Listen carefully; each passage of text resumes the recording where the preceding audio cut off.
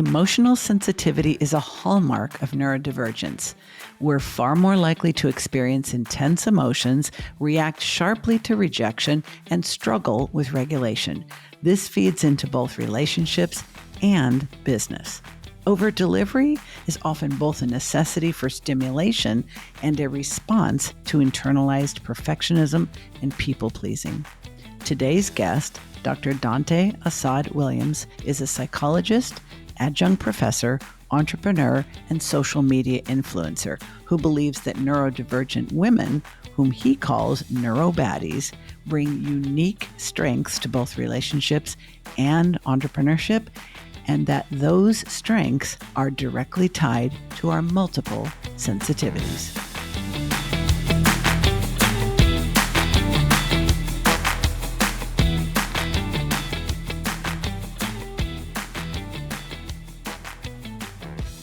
Like so many of my favorite guests, you and I have already been having way too much fun, and I'm already filled with regret that I didn't push record sooner. But let's bring the listeners into this conversation that we've been sharing. I found you a few months ago on TikTok, was immediately smitten with everything that you had to say about how you appreciate neurodivergent women. You call them Neurobaddies. And as a psychologist, they're not only clients, they're friends, they've been lovers, and you really have an exquisite appreciation for women who are neurodivergent. So let's talk about the origin story of Neurobaddies. Yeah, appreciate that. So like most ADHD things, right? I'm sitting in my car about to walk into the grocery store and I had this random thought. I was reflecting. I'm like, some of the best relationships I have ever been in were neurodiverse women. And then I started naming like characteristics in my mind. Like they were so honest. Like I knew exactly what they were thinking. There was no guessing games. And for me as a neurodiverse like man with ADHD, like I miss social cues. I miss all of that, right? Sometimes. Yes. So to have someone that's honest and forthright like that, hyper-focused and hyper-fixate on things that I like and be interested in that, it was just such a cool thing. So I'm like, let me record this video really quick. So it's like a 10-second video clip. I pull it up. I'm like, you know what? Neurodiverse women are the best. I call them Neurobaddies. And the way that it works is that oftentimes men look at women for their appearance first and primary, unfortunately. Yep. But the reason I call it Neurobaddies is the neuro part is the most attractive part. First, all of the things that make someone unique. The second piece, then we acknowledge the physical beauty. But again, like putting onus on the fact of like being neurodiverse is attractive and they make the best partners. I posted this video online. It went like semi-viral. From that point, it's just been growing ever since. But I'm just glad that random ADHD thought has been so helpful to many people. Well, something that I really, really appreciate about you, Dr. Dante, is that you trust yourself. Yeah. You trust your intuition, you trust your instincts, and you're willing to try things and make mistakes. And I think that because we're both entrepreneurial individuals with ADHD traits, both mental health background, I think learning how to reconnect with our ability to trust ourselves is probably the healing journey that most neurodivergent women need most of all, because this is something we talked about earlier. We grow up as kids and we know we're different. Yeah. We may not be able to put our finger on it, but we know we're different. Like you say, we miss social cues. We have a hard time sitting still. We might blurt things out. We might be much more eager than other kids. We have a harder time falling asleep, all the different reasons. And usually in childhood, we get a lot of negative feedback from well-meaning people about those traits that we really can't help. So we internalize a lot of negative thoughts about ourselves, and those things just tend to accumulate over time. Yeah. Now somebody's 25, 35, 55 years old, they're scrolling TikTok, and here you are saying, I think Neurobaddies are the finest women out there. They are the most trustworthy. They're the most honest. They mean what they say what they mean. They have no pretense. And they're thinking, who the hell is this guy? Is he trying to manipulate me? Is he trying to con me? What kind of game is this motherfucker running here? Like, has anybody questioned? Have you ever get any of that in the comments? Because I'm pretty sure that was one of the first videos of yours that I saw was that very video. And I didn't know that was when you first did what I call name it and claim it. Like it was literally just a thought and you decided to share it, but you trusted yourself to share it. I have gotten some comments and like messages from people. Like, I don't think this person is genuinely saying what he's meaning, because how could it be me when I've experienced such negative messaging towards me from past partners and past people in my life? Yeah. Few, if any, man has told me that outside of the physical piece, all the traits about who I am was not viewed as good. In fact, it was viewed as very negative. So then it's like, don't tell me something good and then, bait and switch me, Right. And also, to your point, I think I've gotten tons of negative feedback over my lifetime. I've accomplished a lot of things. I've been successful. I'm high functioning, but I've gotten a lot of negative feedback. And I would say 90% of the time it is directed towards my neurodivergent traits. And those traits have been called obnoxious. Those traits have been called annoying. I've been accused of being self-absorbed. Well, what do we call self-absorbed? It is hyper focus. Yeah. When you are so focused on something that your partner walks in the room and says, hey, can you pick up some milk on the way home? And you're like, yeah, I got it. Because you just want them to go away because you're in your hyper focus. That conversation never happened. Exactly. So there ain't no milk coming home with you. And then they think, that bitch doesn't listen to me. She is only thinking about her damn self. And you're so hurt and confused because if you even remember the conversation and then you say, well, how about could you just put it on a notepad or could you put it on the whiteboard why do you have to be so difficult? So I think that is the experience of most neurodivergent women, is the very traits that are related to our neurodivergence that we get negative feedback about. So you come along and you're like, as a matter of fact, I find those traits to be the most delightful. I find those traits to be value adds and preferences. I can imagine why some women would think you're trying to con them or you're trying to get them to lower their guard so that you can, bam, I fooled you, Yep. I think there's a reluctancy to finally have hope that there's possibility that there are people and men that will see them that way.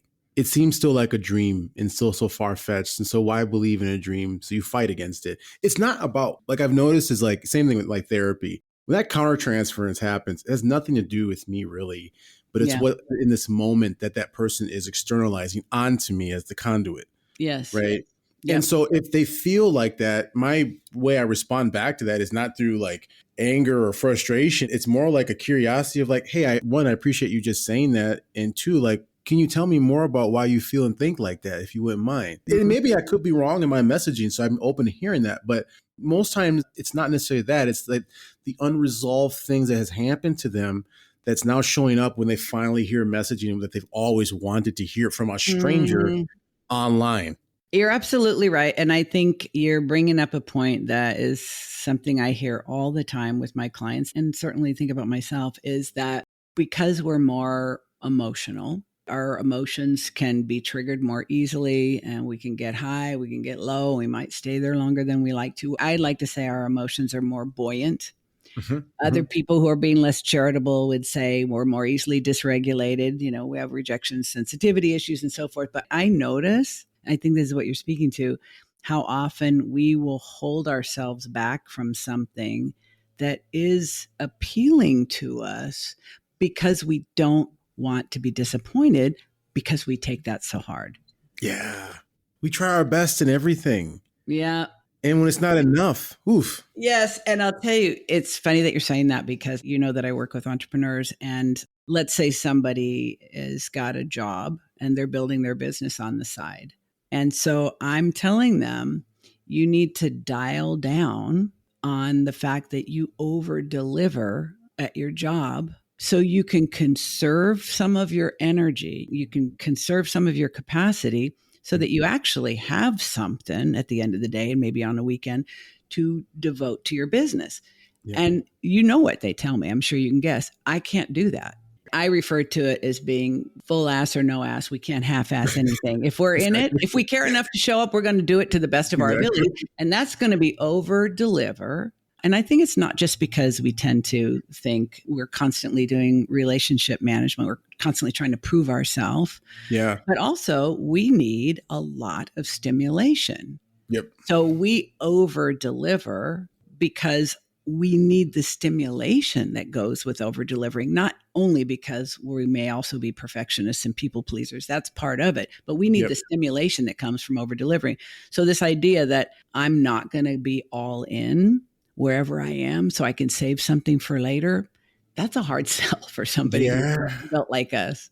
Yeah. I think they have to realize is that long term, though, right? For them to optimally be in the environment that they know is conducive for them. And also, too, like exploitation is bound to happen with that type of dynamic, right? Yeah. Because we're seeking that fix, that dopamine fix, and we're seeking this new interest. And we like taking on additional things because the thing that we hate, like I prefer to be overworked than bored. Yes. Boredom is the worst. No, I listen, I always say I treat boredom like a life-threatening condition. Like I will do anything to avoid low boredom threshold, low boredom tolerance. I will blow shit up just to avoid being bored. And I didn't realize that about myself for so many years. I thought I was just reckless and self-sabotaging. But I realized, no, I really cannot tolerate boredom.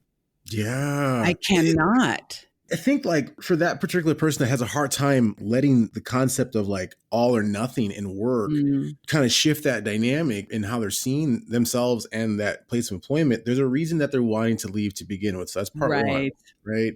We don't give our best to things that aren't deserving of our best. But if you're doing something for yourself, i.e. your business, then you want to do that best. But if you're tired and exhausted by the time you get to the end of the day, you're actually not even giving best effort in both spaces. You're just telling yourself you are because you're exhausted.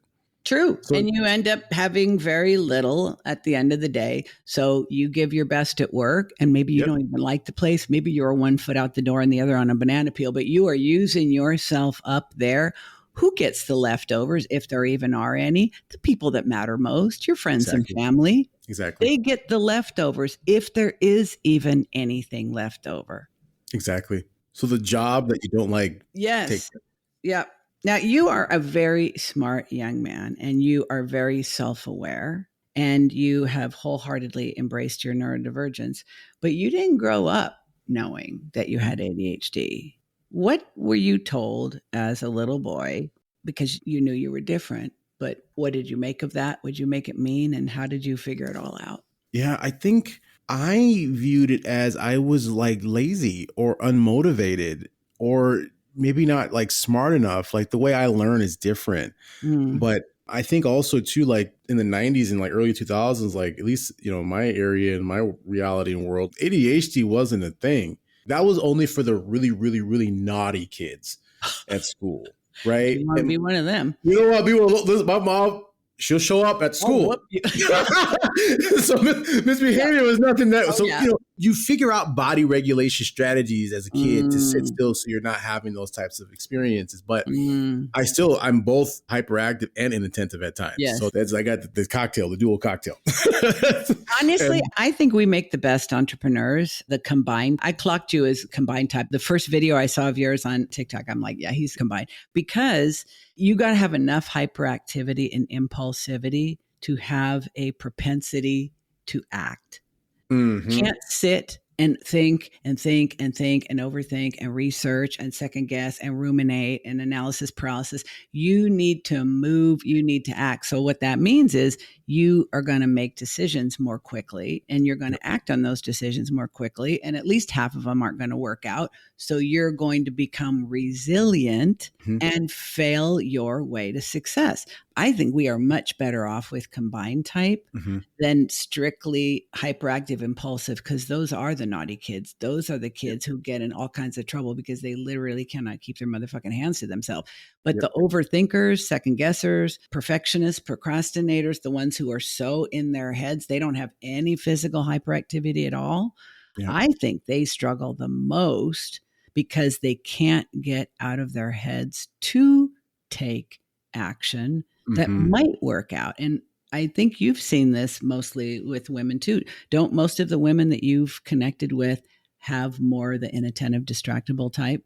Correct. Yeah. And they end up staying kind of stuck and dormant and stuck and dormant even in relationship as well. Say more about that. So they could know that they're in a bad relationship with someone, right? They pick the patterns up probably right away, but hope is one of the best tools that women have, but it's one of the worst tools that will work against them if they give hope to something that doesn't deserve it. Truth. So they have this hope that my partner with my support can become what I need them to be. So then what ends up happening though is there's this like kind of pre-contemplative state of like, do I leave? Do I stay? So they end up in that pre-contemplation. What you're really saying is I'm going to stay.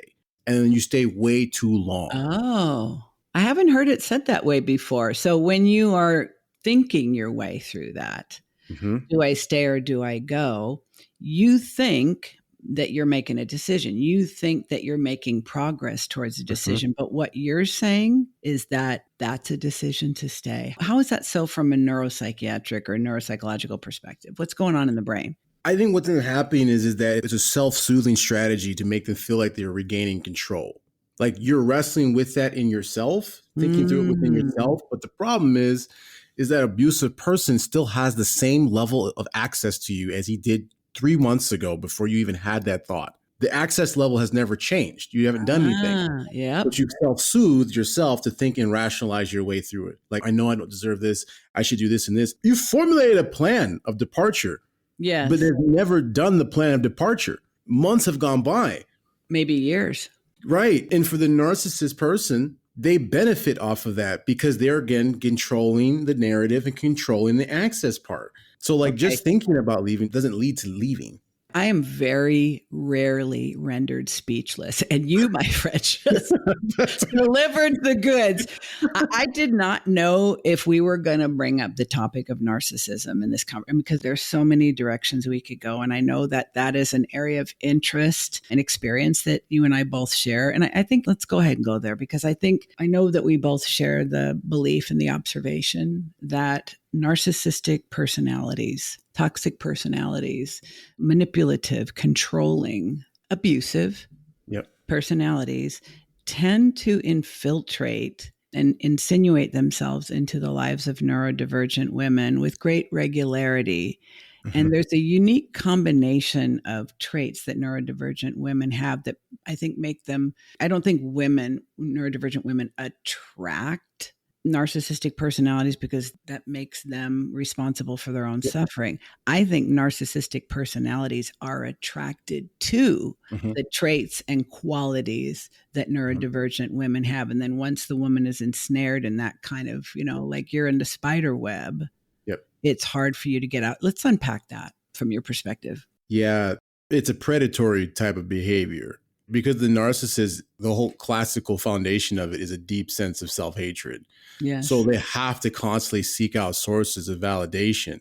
So for the hyper-focused neurodiverse woman who is coming into an interaction with a pure heart, who's excited, dopamine's going like it's great, and this man is painting this picture out to them, this, that, and the other, it's enticing. Yeah. And so to have someone that's paying so much attention and being mindful of you validates the narcissist. Yeah. They got the ultimate source of the drug that they need. So they want that person and they need that person. They have to control that person. So the woman that's engaging in this, and I also think too, like, again, we do it or we don't do it at all. In many contexts, that could be great, but in relationship, that could also be harmful. There's certain safe fells that people should have in terms of access. Like if you're prone to oversharing as a woman and you overshare with a narcissist, you're basically giving them the playbook to fuck you over. So true. And we do have a tendency to overshare, don't we? Yep. On the regular, because not all of us are extroverted, but for those of us who are, people are our favorite source of dopamine. Yeah. We meet someone, we connect with them, we're excited, we love anything new and shiny. The relationship is nothing but pure potential. We haven't fucked it up yet. We haven't spoiled it. They haven't done anything to piss us off or offend us. So it's pure possibility. And so we're just in the moment. We're getting all kinds of high quality dopamine flowing. And it's like, we start telling them all kinds of things and they're just hanging on our every word. And maybe they're sharing their shit too. And you can form really, really powerful connections quickly. But in the case of a narcissist, this person is not your soulmate. You are literally crafting a trauma bond when you think you've just met your soulmate. Yep. Once the hyperfixation is there, it's hard to break away from that. Yes. It's difficult. It almost could feel like it's wrong to do that. And again, we're set up. It's a perfect setup, perfect storm, because inattentive or hyperactive presentations of ADHD in women have constantly have to learn and observe everyone else around them. Primarily, they're not considering how am I showing up authentically in this space. They're programmed to be like, I have to constantly observe who and what's around me so I'm liked and I can fit in. Who do I need to be for this situation? Yep. Correct. So then what's happening is the narrative of the narcissist now, and that's how they hijack it. They have to hijack narratives. They have to make you think that you're not saying and believing what you're thinking and saying and believing. So because you're already prone to start considering other people and considering the environment, it's literally already the red carpet's laid out for them to do that to them. Again, it's hard to walk away from that, and that's why I started creating content talking about that, because I keep hearing women's perspective of like, I was with a narcissist. I'm like, well, I've had like 50 comments of women say they've been with narcissists. So there's something to that. But we don't talk about like, this is the perfect matchup of fuckery to happen. I agree with you 1,000%, Dante. I think it's been my observation. I've heard from so many clients, first when I was a therapist and later as a coach, the number of women with ADHD who are in some form of a relationship with a narcissist, and sometimes like a series of them. Then they start to think, oh, that's my type. And the trap is they blame themselves. Now, I'll tell you, I've had only one non-5-star review on this podcast. I've had one 1-star review, and it was when I released an episode about, do women with ADHD attract narcissists? And I interviewed another psychologist who's an expert on narcissistic behavior. Sadly, she's since passed away, but I released that episode, and this person heard that and just thought I was absolutely full of shit and gave me a 1-star review. But I tell you what, I am not backing down from this because I have seen it. You have seen it. And I think you're 100% right that we have this mindset of ourselves that we can't really trust ourselves. We can't really rely on our own perception of things. So when we have this person who's insinuated themselves into our life, and at first they make us think, they're the perfect partner. And little by little, they dismantle that and they start to devalue us and they start to criticize us and they start to withhold affection and they start to ignore us and neglect us and all that. And we keep thinking, well, I just need to fix myself. I just need to stop being annoying. I need to get back to how I was when he fell in love with me. It's a trap. You can't get back to it because it was never real from the beginning. Yeah. But I think we've been primed for that from childhood because of all the ways that we've been told you're not doing it right. Yeah. And there's a problem. You have a problem. You have a disorder. You got to fix that shit up. When you first started realizing that you were different and you were years away from getting diagnosed with ADHD, you didn't get diagnosed until your mid-20s in grad school. What did you make it mean that you weren't like other kids? That you were lazy, but you're smart. The thing is, like, I didn't know I was smart because I was comparing myself to neurotypical minded kids. And so when you're comparing yourself to that and you're looking at your test score, like it's hard for me to sit still, let alone take a standardized test. Right. Yeah. So that impacts, also the fact of like sheer boredom. I'm like, I'm not interested in this standardized test. I don't care. I just want to be done. Yes. So you don't show up. But then if you ask me to find a topic of interest that's super exciting, well, my eyes light up. I get super just focused in and I can explain everything to you about this topic. Right. Yep. And so I think for me, I processed it as if like I was dumb. I processed it as if I was lazy, and I processed it as if like I didn't belong. Yeah. And so those three components, it wasn't until I got to college, and I was a horrible college student at first. Thank God I went to community college and they were gracious enough to let me come back. I was academically on probation and suspended several times. And here you are in your big ass age of 35 with a motherfucking doctorate. But it started with like liberating myself from feeling like I had to learn a particular type of way. My only class I got an A in was psychology because I was interested in it. And then I got A's in every psychology since then. I gotten some B's in like statistics, but most of my classes I was pulling A's, and I was like, whoa, I'm not like, I got an A over that kid over there. I'm like, wait, what? Then I started to kind of view myself a little bit differently then, But you know what? I think one of the things that's really interesting and fascinating about your story is that even if you thought you were dumb, even if you thought you were lazy, even if you thought that you couldn't do things the right way, you have a really good, healthy sense of self, Dante. You have a really good core self-esteem. Mm-hmm. So all of those doubts about who you are and what you could do and whether you're okay and whether you're enough and whether you belong and all that. Yeah, I'm not saying that those are not legitimate struggles. I'm not saying you didn't suffer. I know you did. Mm-hmm. But somewhere in your core, Mm-hmm. you just carried on. You kept trying different things. You just kept living your life and figuring it out. How is that possible? Like, that's a great question. Yeah, because I'm a person that I'd rather say I tried it and tried it all the way through. And I think I credit that to some of that my neurodiversity piece of like, either I'm in it or I'm not in it. yeah. So I'm in it. So I'm like, I might not do it right, but Yeah. I'm going to keep going. And so that act of like failing forward, you start to actually learn your rhythm and stride. And then you start to realize that the way that you talk about yourself and the way other people talked about you was inaccurate. You're forced to have to like deal with the incongruent stories that you tell yourself. Because I'm like, I'm not dumb if I'm getting an A. And then particularly like doing like my therapy work, it's like, oh, I'm not a shitty therapist. I'm a legit therapist. I'm like, I'm legitly good at what I do. And I'm like, oh, wow. Like, I didn't know that. So I think there's a part of me that still had this belief in myself just to keep going forward and just to keep moving, despite me not knowing what the outcome might look like. And then you get the outcome and then you're like, oh, wow, like I did this.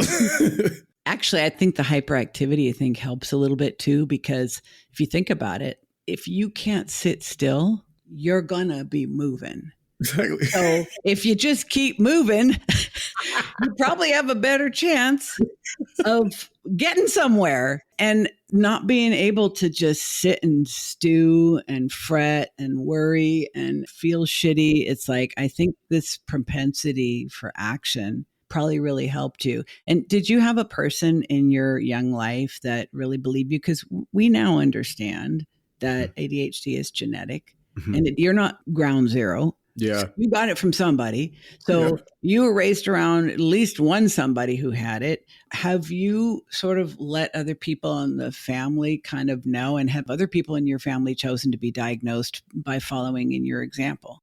Yeah. So I have to credit my cousin. My cousin is a blue collar worker who has his own landscaping lawn care business. Again, entrepreneurial minded. Yeah. He's autism, ADHD, right? So one day we were talking, he's like, Dante, I think a lot of us in the family, I think we either have ADHD or autism. Now, this is like his like doctor cousin. I'm like, nah, man, nah, there's no way. Nah, there's no way. And then I start looking at my behavior and I start looking at my son's behavior. And then I'm like, oh shit. A lot of us are probably undiagnosed. Yeah. Either with autism, ADHD, or a combination of both. But we all are very unique people though. We all hyper focused and hyper fit. This my cousin in particular, like he can fix and do it. Like he's one of the people who's mechanically inclined, right? Yes. My mom's the same way. She's got undiagnosed ADHD. I love you, Mom, but she has undiagnosed ADHD. Right? We'll make sure she's listening. We love you, Mom. Yeah, love you, Mom. She should get your 5 keys to know if you're a neurobaddie. Have you given her that? Yeah. My mom's like, oh, I am a bat. Yes, you are, Mom. Have you dropped your merch yet? Because I'm waiting to order the freaking t-shirt. Like, you know, I'm working on it. We need the t-shirt, you know? I'm working on it. I'm in the process of just getting the logo and all that stuff going. So just to own like, yeah, y'all are Neurobaddies. Like, and there's a community here. Like, it's less about me. I'm just the conduit, I feel like. But it's about the messaging and it's about offering a counter perspective. Instead of this negative piece of like, as a man who, I'm uncomfortable saying this, but a man who's a conventionally attractive man to say, oh, you're gorgeous because you're a neurodiverse woman. It kind of breaks your brain a little bit. And you're right. It introduces hopefulness into the conversation. It creates safety. And it's an invitation to a different perspective that starts the process. But fundamentally, you and I both know we have to accept ourselves. Because it comes down to that. You can invite neurobaddies to accept themselves. I invite people to accept themselves. But ultimately, it's an inside job. It's a personal choice. Yeah. And somebody has to say, you know what? I really like what he has to say. It makes a lot of sense. I do feel better when I think about myself that way. And I think I'm ready to name it and claim it because in truth, no neurotypical person's ever going to be able to give you permission to do that. And even another neurodivergent person, they can encourage you, they can invite you, they can support you, but you really have to get to the point where you say, you know what? I am different. I have a different narrative about that now, and I'm good. I'm good with it. Yeah. And then get the t-shirt. Yeah. So you can let other people know. Yeah. And like-minded and like-brained people can find each other. Yeah. And then it's hard for opposition or narcissists or whatever the negative force is coming against you when you're in community and you're resourced together. The wolf comes to get the sheep that's alone. The wolf can't get the entire pack, right? Mm. Oh, yeah. I was just thinking of a whole bunch of stories that could be told like a fairy tale, but for grown-ups. Because the whole wolf, I'm just picturing like a whole little red baddie hood, their little red.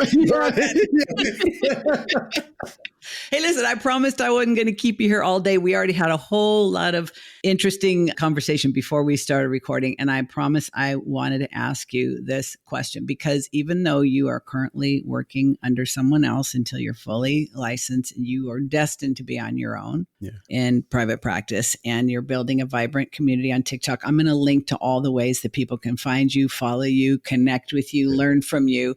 What is the one thing, and I'm probably going to ask you for one, you're going to give me 10 in true ADHD fashion. I'm here for it. What is the one trait that you have, Dr. Dante, that you'd say, yeah, this is an entrepreneurial trait and I have my ADHD to thank for it?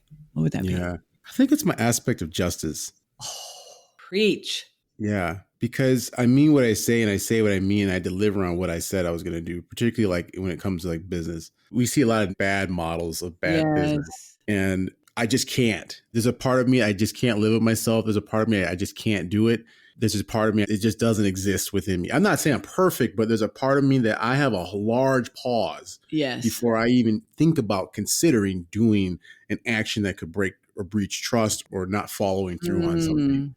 So I think that justice part, like I'm a person that I am prone to flip a table. I'm a person, if something bad's happening, I will show up. And when I say I'm going to show up, I literally mean I'm going to show up. You're reminding me, I once flipped a table because I got so outraged about, and you're a lot bigger and stronger than I am. I flipped a table because I was outraged. And it was because an issue of fairness triggered me. Justice, sensitivity. That's the first time any guest has answered that. And I love that answer. It does make things simpler in many respects, Yeah, I don't have to lie and keep lying and telling lies. Yeah. And if you don't like the fact that I told the truth, and I don't know about you, but like, even if it's uncomfortable, I prefer truth over being lied to. Same. Because I start going, well, if you lied to me about this, what the hell else have you lied to me about? Yeah. Oh, yeah. Absolutely true. And I have too shitty a memory to keep track of the lies. So exactly. So to turn this feel-good podcast interview into lasting growth, here are some suggestions from Dr. D and me. Embrace the term Neurobaddie. Follow Dr. Dante on TikTok and Instagram. There are links in the show notes, and you can grab his free resource, 5 Keys to Know If You're a Neurobaddie. And if you have a business and you want to learn to balance the all or nothing drive to over-deliver with the need to conserve energy and prevent burnout, click on the other link in the show notes to book a free consultation with me.